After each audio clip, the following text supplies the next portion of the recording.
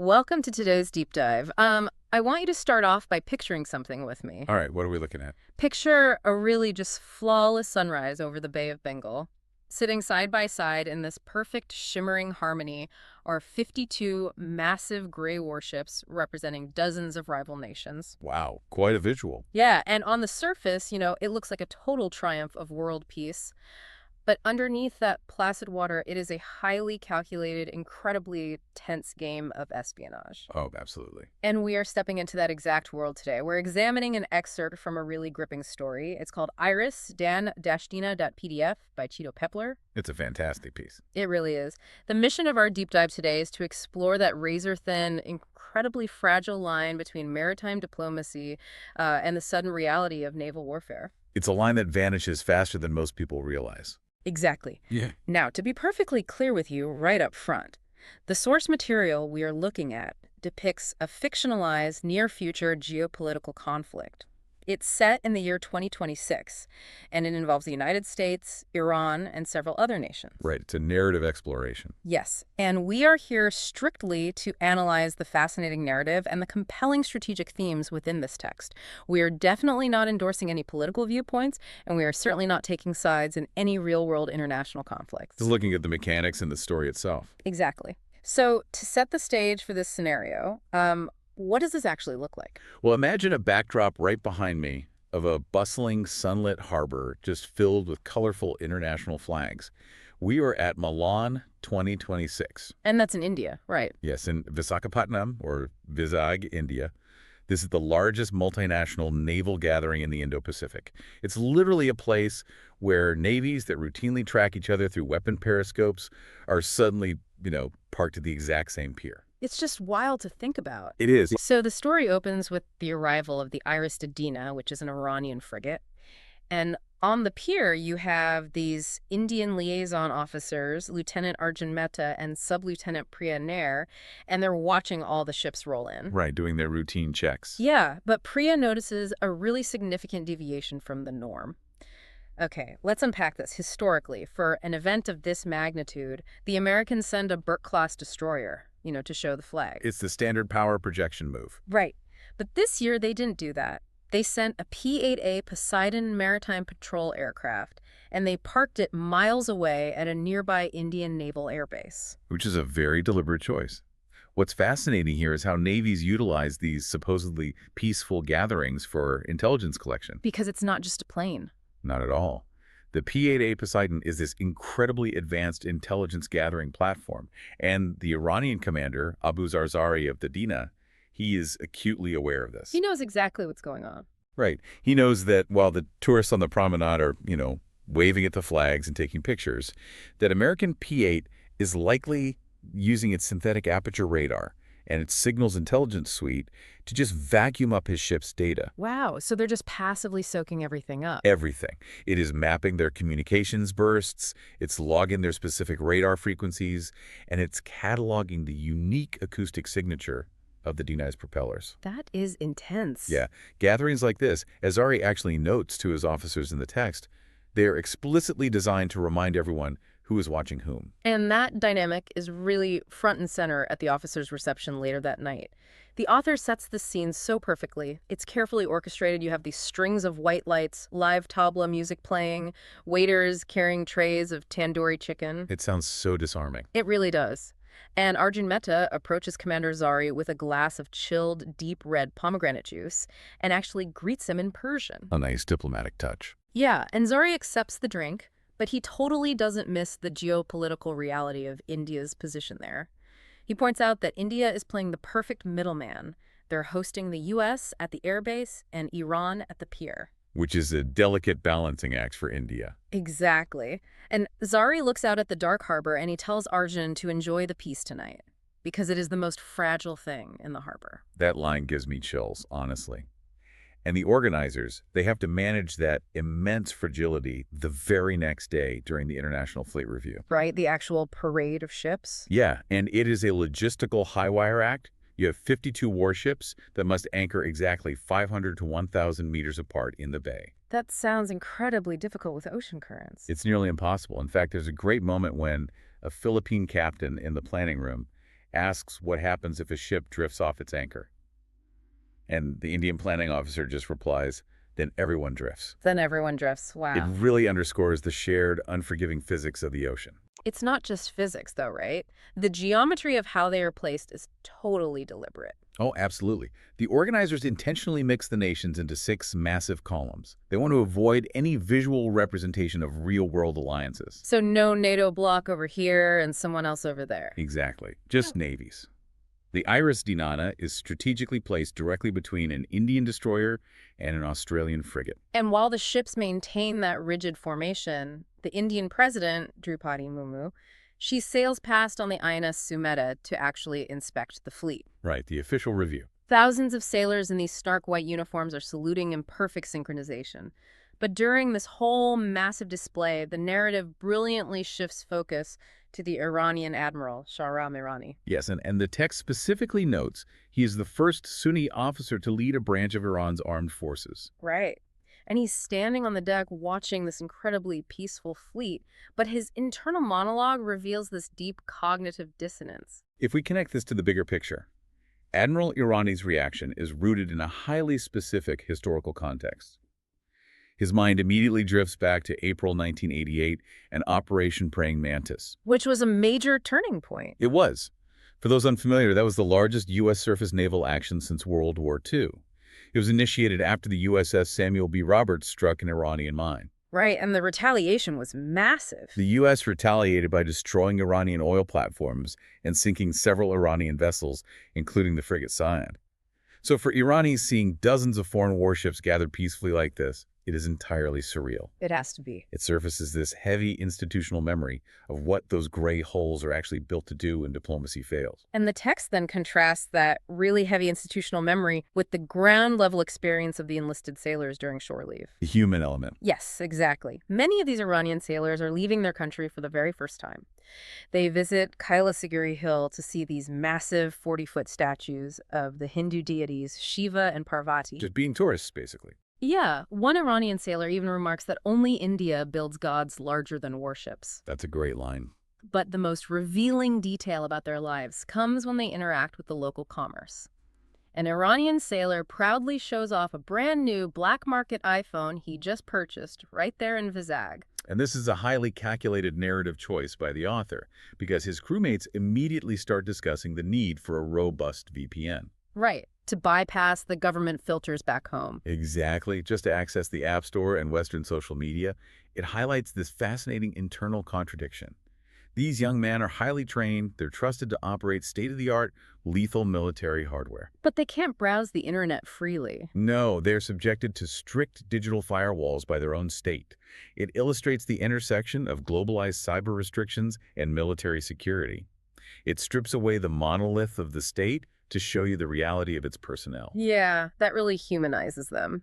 And their next stop is the Submarine Museum on the Vizag waterfront, which honestly acts as a profound piece of foreshadowing. Oh, heavily. The sailors are walking through this retired sub. They're inspecting the massive heavyweight torpedo tubes, and they're discussing the cramped engineering constraints. Right, just marveling at the machinery. Yeah, they're analyzing the exact mechanisms of naval warfare as tourists, completely insulated from the reality that this specific technology will soon dictate their survival. It's eerie. But then they leave the museum and experience this final night of camaraderie at the Milan village. Oh, right, the festival. The atmosphere is deliberately festive. It's breaking down all those national barriers. You have sailors from India, Sri Lanka, France, and Iran, and they're all just sharing hot biryani and trading uniform patches while a band plays the song Jai Ho. And it's during this festival that two Iranian petty officers, Reza Farhadi and Amir Haddadi, they strike up a conversation with a Sri Lankan sailor named Nalan Pereira. Just a casual chat. Yeah, they share tea, they discuss the commercial shipping lanes near Sri Lanka. It's a completely standard, friendly exchange between mariners. But Nalan's specific connection to Reza becomes a critical plot point just a few days later. Right, because things change rapidly. They do. The fleets eventually disperse, and the operational reality of the ships totally takes over. As the Iris Dena leaves Vizag, they suffer a really severe gas turbine failure. which is the worst possible timing. Yeah, this engine trouble restricts their speed and it forces them to limp westward across the Bay of Bengal at just 7 knots. And from a tactical standpoint, operating a frigate at 7 knots in open water is a massive vulnerability. Absolutely. Here's where it gets really interesting. Just as the Dana reaches the open ocean south of Sri Lanka, the encrypted teletype machine in their communications room activates. The message comes through. War has officially broken out. The message details airstrikes inside Iran, specifically targeting an IRGC, that's the Islamic Revolutionary Guard Corps, naval facility in Mineb. So they are instantly thrust into a combat scenario. Instantly. Lieutenant Ali Rahmani is on the bridge, and he immediately understands the peril of their diplomatic configuration. Right, because they were rigged for a parade, not a war. Exactly. Because they were attending a peaceful fleet review, the Dena's heavy weapons are largely offline, their anti-ship missiles aren't primed, and their operational torpedoes are unloaded. And Romani knows their greatest threat isn't a surface action group anyway. No, it's the subsurface domain. It's what's underneath them. The Dena does not have a towed sonar array deployed, and they left their anti-submarine helicopter back in port. Without a towed array, the Dena is effectively blind to the depths. Can you explain real quick why that is? Sure. A towed array is a long cable of hydrophones that a ship drags miles behind it. The goal is to escape the acoustic interference of the ship's own propellers. Oh, so they can actually hear past their own noise? Exactly. It allows the acoustic crew to listen for submarines hiding in different thermal layers of the ocean. Without it, the Dena can only rely on its hull-mounted sonar, which is severely degraded by their own engine noise. So they can't hear anything coming. Nothing. They're a sitting duck creeping along one of the busiest maritime corridors on the planet. And waiting in that exact corridor is the USS Charlotte, an American fast attack submarine. The silent hunter. Right. And the text draws this stark contrast between the two vessels. The Dena is damaged, visually exposed on the surface, and completely blind to the threat below, while the Charlotte is operating in the deep, quiet, and just calmly calculating a firing solution. This raises an important question.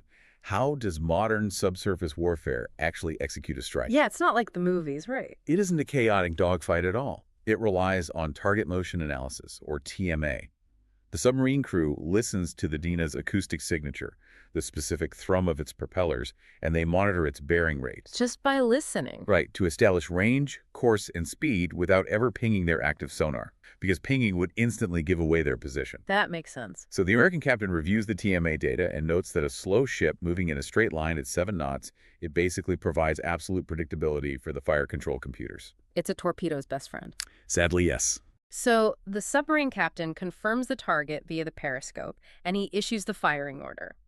They launch a single Mark 48 wire-guided torpedo. Which is a devastating weapon. It is. And for you listening who might not be familiar with the mechanics, wire-guided means the torpedo literally spools out a thin copper wire connected back to the submarine as it travels through the water. Right, it maintains a physical data link. Yeah, this allows the fire control team on the Charlotte to manually steer the weapon.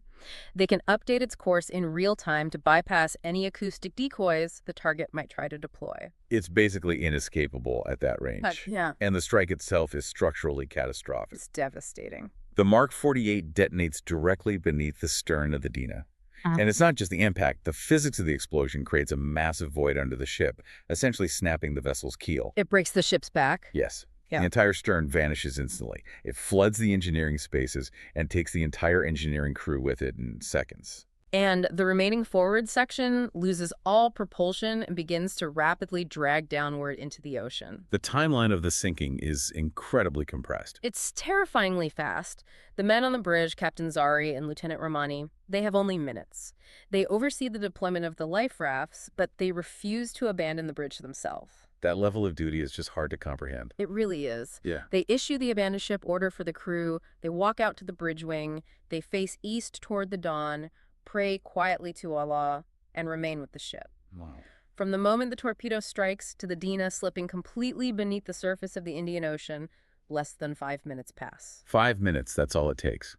But before the ship lost its primary power, the communications room did manage to transmit a weak Mayday signal. Right, someone did hear them. Yes, that distress call is picked up by a Naval Operations Center in Colombo, Sri Lanka.